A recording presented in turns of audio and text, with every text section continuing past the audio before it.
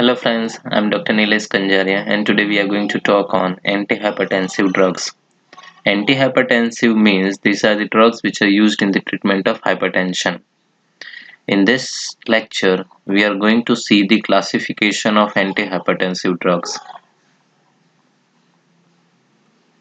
Before we understand the antihypertensive drugs, we should know how the hypertension occurs. So in the pathogenesis of hypertension, there are the two major culprits. One is the overactivation of renin-angiotensin-aldosterone system, and another one is the overactivation of sympathetic system. So let us start with the first, renin-angiotensin-aldosterone system.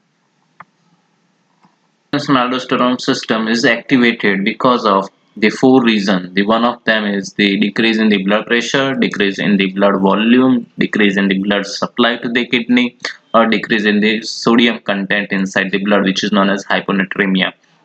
So from any of these four reasons can stimulate the kidney to release the renin. But if you want to say which cells or which part of the kidney is responsible for the release of renin, then that is the juxtaglomerular cells of the kidney.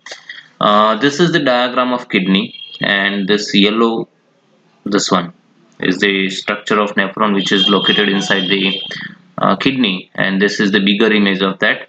See, this one, this is known as the Bowman's capsule.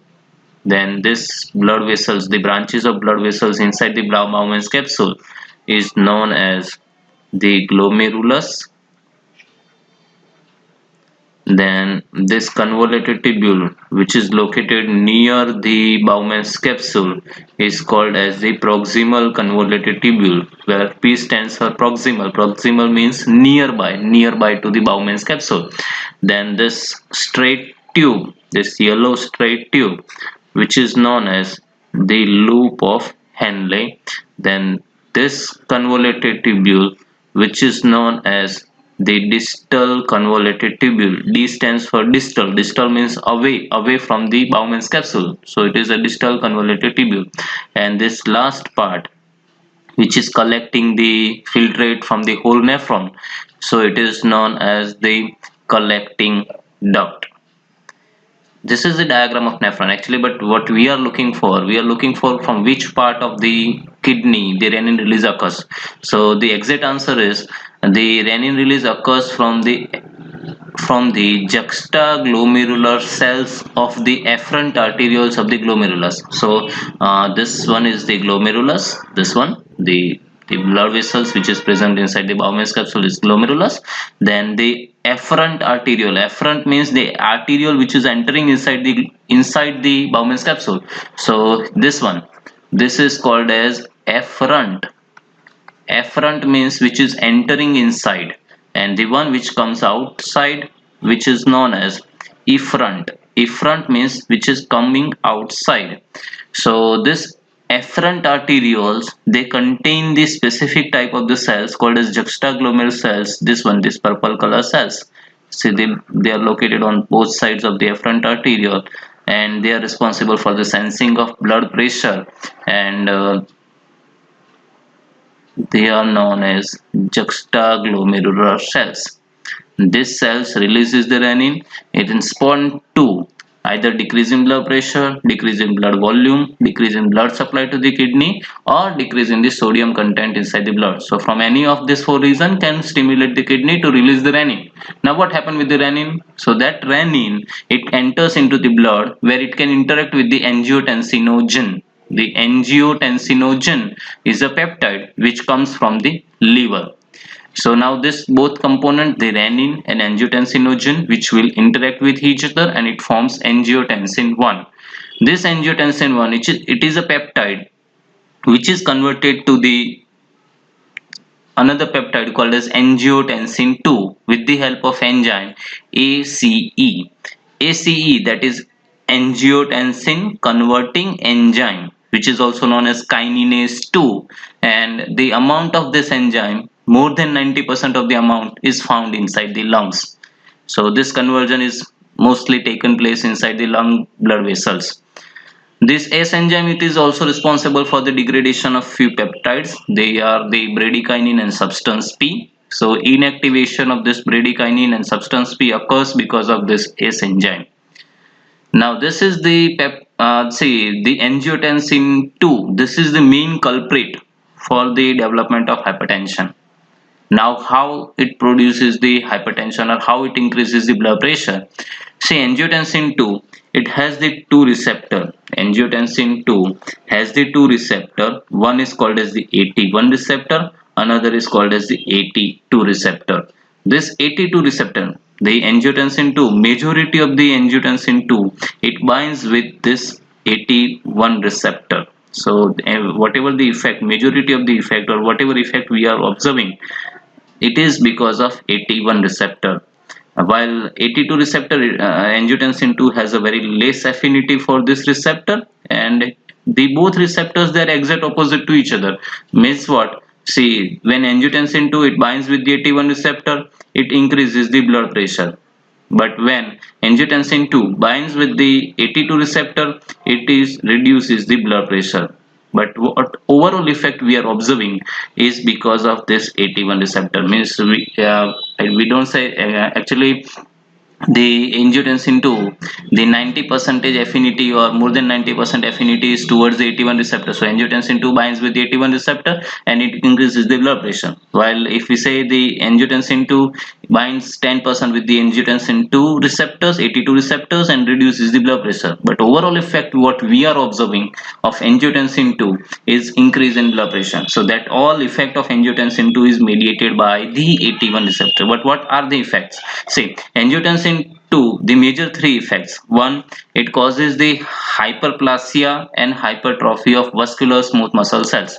Now what is vascular smooth muscle cells?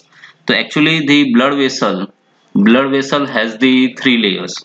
Blood vessel, it has three layers. The innermost layer, which is known as tunica intima, which is also known as endothelium. Then tunica media, which is the middle layer and main layer, which is also known as vascular smooth muscle cell layer, and the outermost layer, which is known as tunica externa. So these are the three layers of blood vessels. And see, angiotensin 2 binds with the vascular smooth muscle cells and it causes the hyperplasia. So hyperplasia means what? Hyperplasia means it is increase in cell number. So cell proliferation is increased, which is known as hyperplasia. And hypertrophy means there is no increase in the cell number, but they causes the increase in cell size. So both this reason, they either increase in cell number, which is hyperplasia, or increase in cell size, which is known as hypertrophy. Both of this reason ultimately reduces the diameter of blood vessel. So the both hyperplasia and hypertrophy of vascular smooth muscle cells, they reduces or then causes the narrowing of the diameter, internal diameter of the blood vessels, and that leads to the increase in blood pressure. So this is the one effect of angiotensin 2. The another effect is it angiotensin 2 binds with the adrenal gland, or it stimulates the adrenal cortex and causes the release of aldosterone. Now this is the aldosterone is the hormone which acts on the renal tubule, the later part of the distal convoluted tubule and the early part means and the collecting duct, and causes the sodium water retention. So it increases the reabsorption of sodium and water, so it increases the blood volume, and because of that blood volume it causes the increase in blood pressure. So this is the another major effect of angiotensin 2. And third one, the angiotensin 2 binds with the AT1 receptors inside the blood vessels and causes the vasoconstriction. So vasoconstriction means narrowing of the internal diameter and causes the increase in blood pressure. So these are the three major effects of angiotensin 2, and this is the way how it increases the blood pressure. All these effects of angiotensin 2, they are mediated by which receptors? AT1 receptors. So this is overall picture of renin, angiotensin, aldosterone system. Now if we want to block the system, see what we have seen is the hypertension occurs because of this system's overactivation. So renin, angiotensin, aldosterone system overactivation can lead to the hypertension.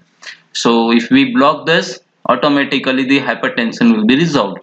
So how can we block this? So there are the three major targets where we can block this.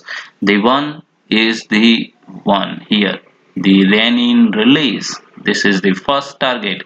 If you block the release of renin, then automatically the production of angiotensin 2 is blocked, and thereby you do not have the increase in blood pressure. So this is the first target. We have the one drug amongst we have the one drug in this category, that is called as direct renin release inhibitor, and that is aliskiren.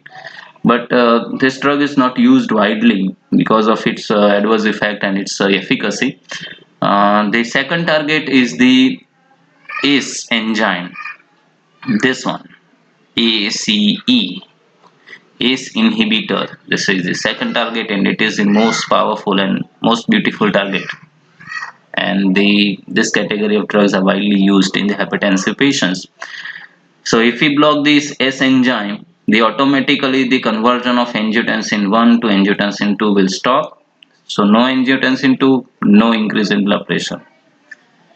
This is also it is also providing the another benefit. See, when we block this ACE, it automatically blocks the inactivation of this bradykinin and substance P. But now this bradykinin, it is responsible for the production of nitric oxide, and that has the another effect, that is vasodilation. So nitric oxide, it stimulates the vasodilation. So we have the dual benefit here. When we block the ACE, it will provide the it will reduces the production of this, so angiotensin 2 production is reduced. And another way is it increases the bradykinin, because it stops the degradation of bradykinin, so it increases the production of nitric oxide, and because of that the vasodilation occurs. So vasodilation, it further reduces the blood pressure, so it has the dual benefit. But the problem with this substance P, it is also increases inhibition of ACE also increases the level of substance P, and this substance P, it is responsible for the production of dry cough. So that is why this category has the dry cough as an adverse effect. And the third target here, the AT1 receptor antagonist. This is another most beautiful target after the ACE. Suppose if any patient has the adverse effect with the ACE inhibitor, then in that case the first choice of therapy is the AT1 receptor antagonist. Means if suppose patient is having the dry cough with the ACE inhibitor, you have to replace the ACE inhibitor with the AT1 receptor antagonist. So this AT1 receptor antagonist, they are also another good choice of drug which is used in the management of hypertension. Now from this renin angiotensin system, we have the three category of drug. One is the renin release inhibitor, another is the ACE inhibitor, and third one is AT1 receptor antagonist. So from the renin angiotensin aldosterone system, we have the three category of drugs. One is renin release inhibitor, that is aliskiren, and another category of drug which is ACE inhibitor. ACE inhibitor is one of the most beautiful category, and they are the prils, means enalapril, ramipril, quinapril, lisinopril, perindopril, fosinopril. So many. There are so many molecules in this ACE inhibitors, and the ACE inhibitors are useful because it has a dual effect, right? It reduces the production of angiotensin 2, as well as it increases the production of NO by increasing the amount of bradykinin. So bradykinin is increased, that increases the production of nitric oxide, and that nitric oxide is responsible for the vasodilation. So it has a dual target. And third one is the angiotensin 1 receptor antagonist. Angiotensin 1 receptor antagonist, they all are known as sartans. So we have so many drugs here also: the losartan, telmisartan, condesartan, acylsartan, right, irbesartan, valsartan. There are so many molecules. So we have the three category of drugs which is derived from the renin angiotensin aldosterone system. One is renin release inhibitor, another is the ACE inhibitor, and third one is AT1 receptor antagonist.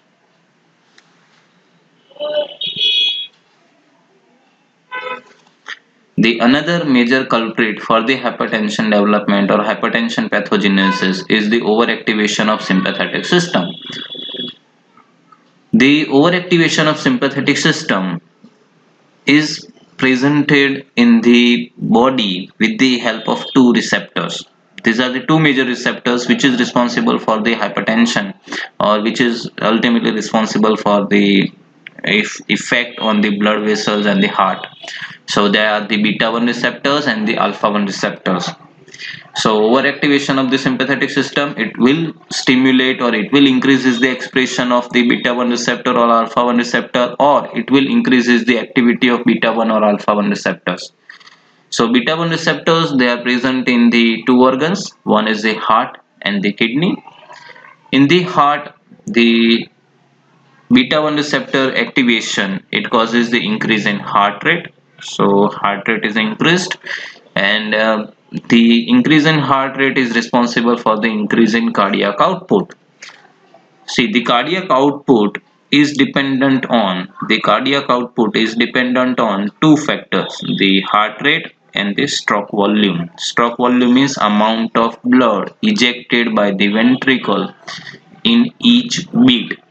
So during each systole, how much amount of blood is ejected by the ventricle is known as the stroke volume.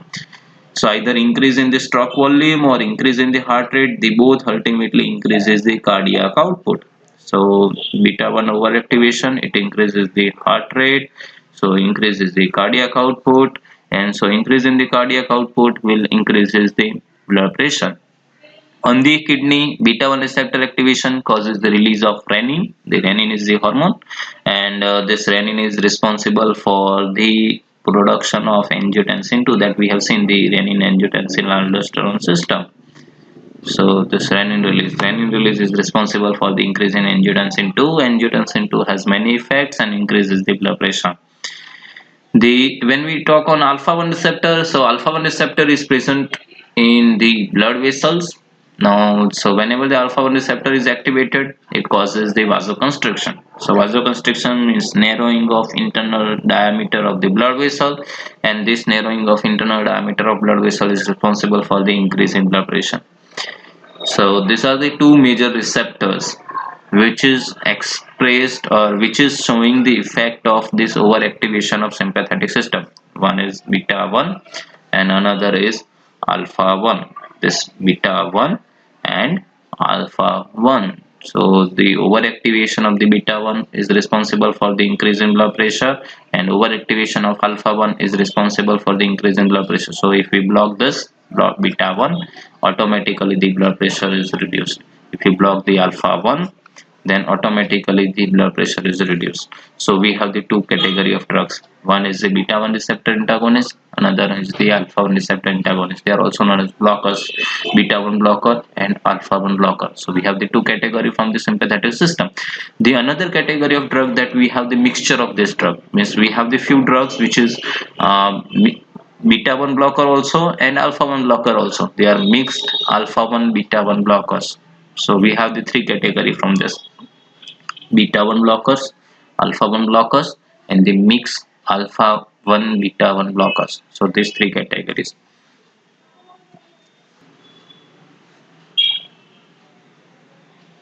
See, we have seen the three category of drugs which is belonging to the sympathetic system. The one is alpha 1 blocker, beta 1 blocker, and mixed alpha 1 beta 1 blocker. But if we see the how the sympathetic system works in the centrally, or how the neurotransmission occurs in the sympathetic system, this is again the one target where we can block the transmission or overactivation of sympathetic system. See, this is the neuron, sympathetic neuron, and this is the gap between these two neuron, which is known as synapse. And the neuron which is present before synapse, it is called as presynaptic neuron, and the neuron which is present uh, next to the synapse, it is called as the postsynaptic neuron. So whenever the impulse comes from the sympathetic neuron, this impulse, it stimulates the vesicle and causes the exocytosis of this vesicle. So whatever the content is there inside the vesicle, that is released at the synapse. And the neurotransmitter present inside this vesicle, it is the norepinephrine or noradrenaline. So first, this noradrenaline, it binds with the postsynaptic receptors. They are the alpha 1 receptors, and they will further produces the impulse. Now this excessive neurotransmitter or norepinephrine, it binds with the alpha 2 receptor, which is located on the presynaptic site. So this norepinephrine, it binds to the alpha 2 receptors, it stimulates certain mechanisms and causes the blockage of the release of the excessive neurotransmitter. So this is one of the feedback mechanism to stop the excessive secretion of norepinephrine. So if we have any drug which stimulate the alpha 2 receptors, so that can block this release. So on the concept of that, the alpha 2 receptor agonists are developed.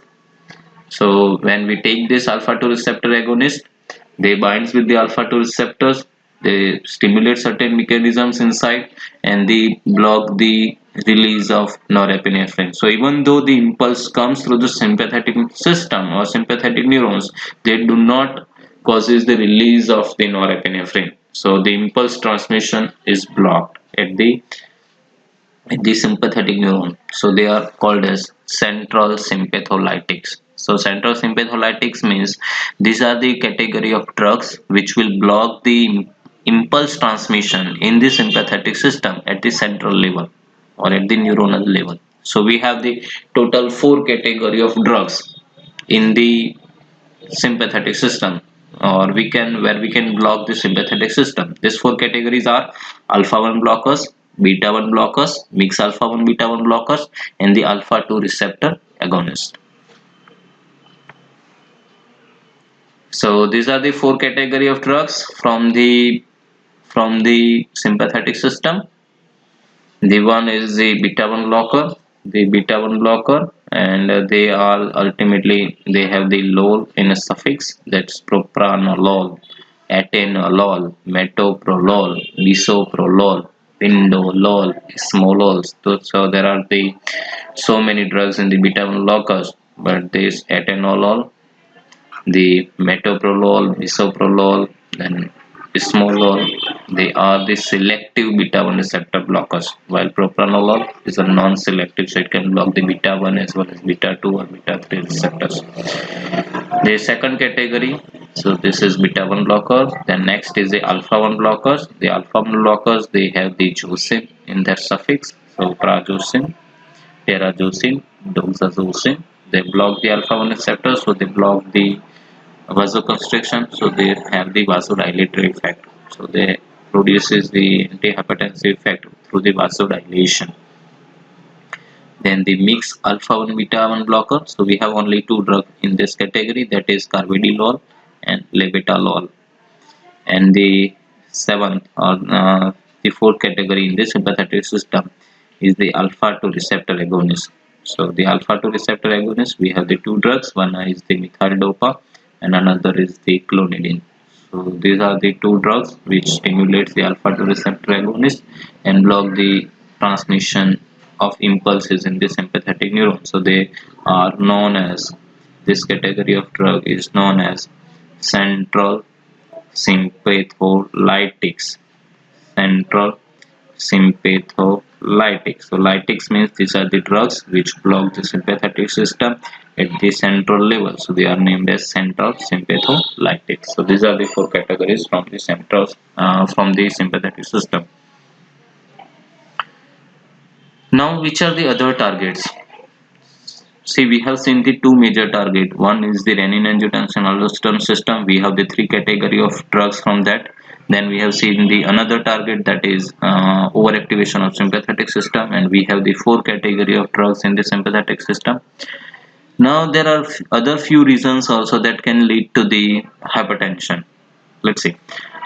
See, when the vasoconstriction occurs, it causes the increase in blood pressure.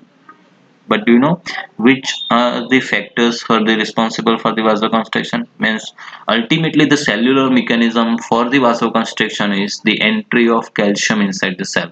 So whenever the calcium enters inside the cell, the vasoconstriction occurs.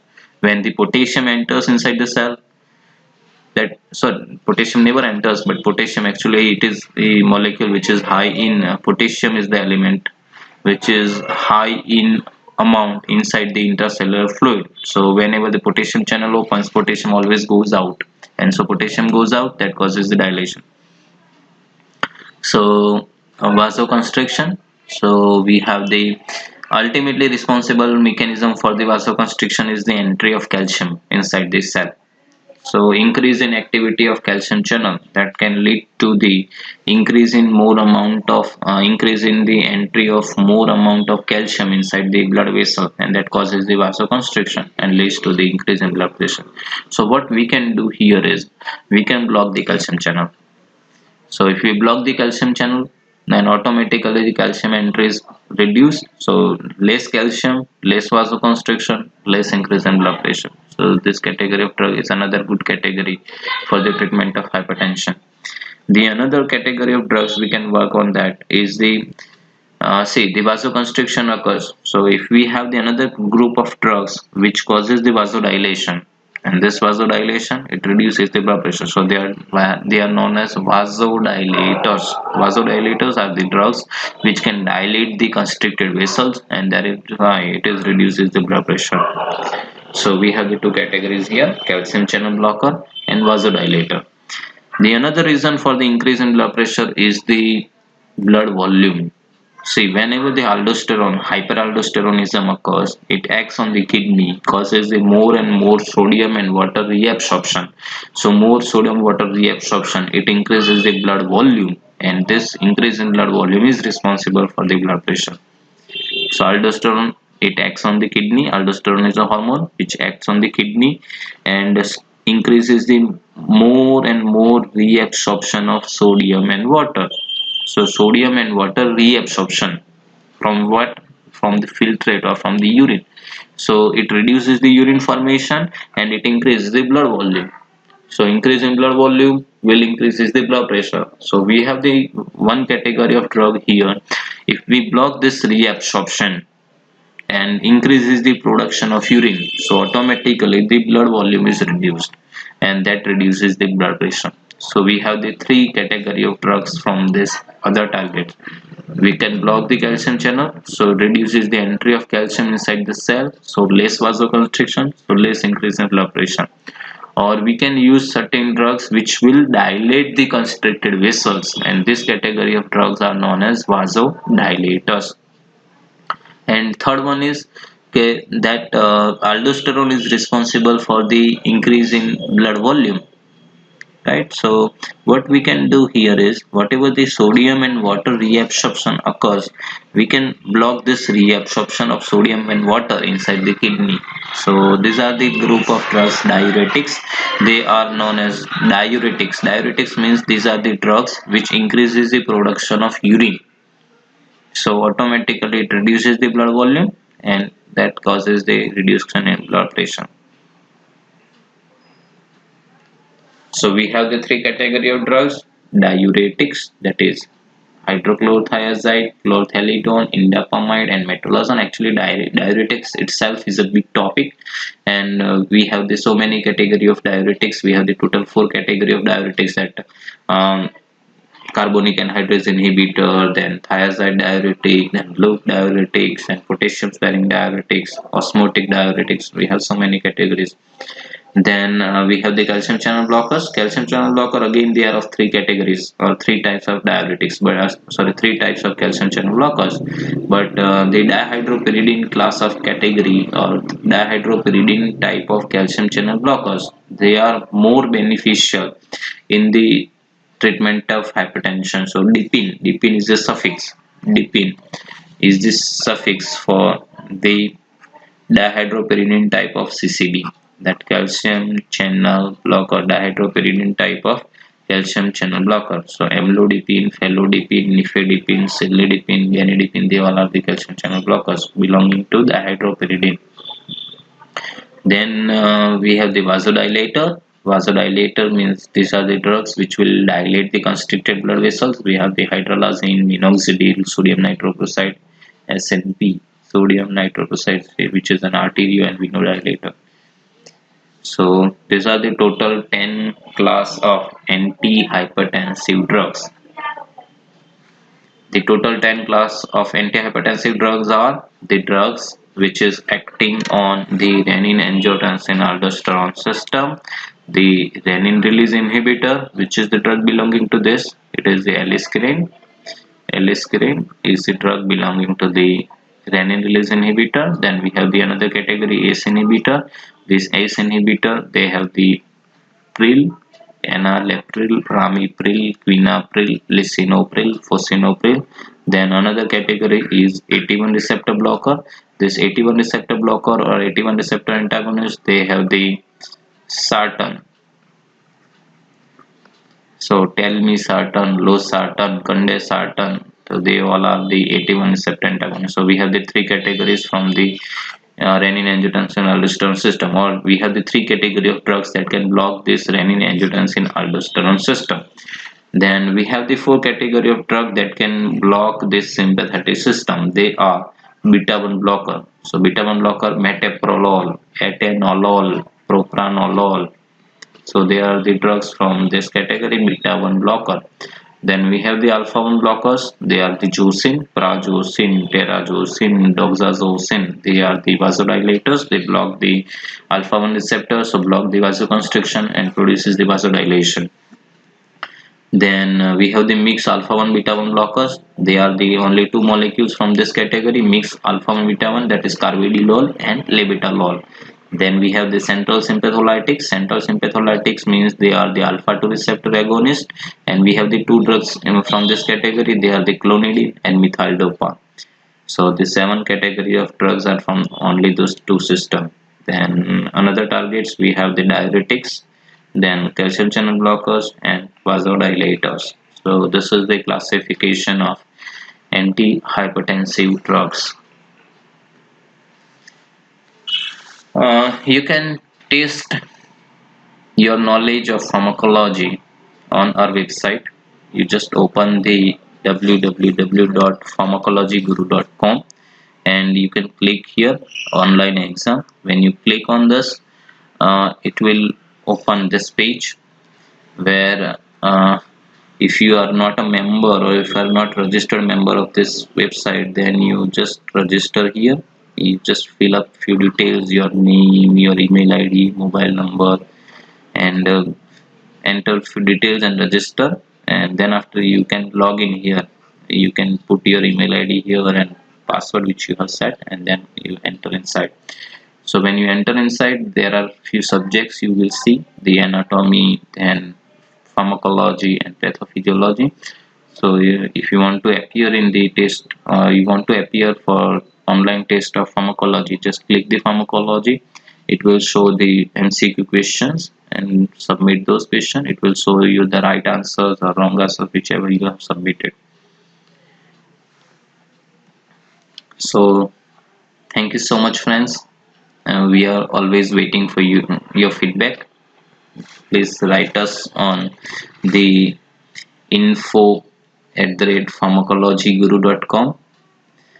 We are waiting for you to join us on our Facebook page, that is www.facebook.com/pharmacology.guru. If you have any query, please write us on our email ID. And this is our mobile number. If you want to contact us on a telephone, just contact us on this number, or you can access our website, that is www.pharmacologyguru.com. Thank you, friends.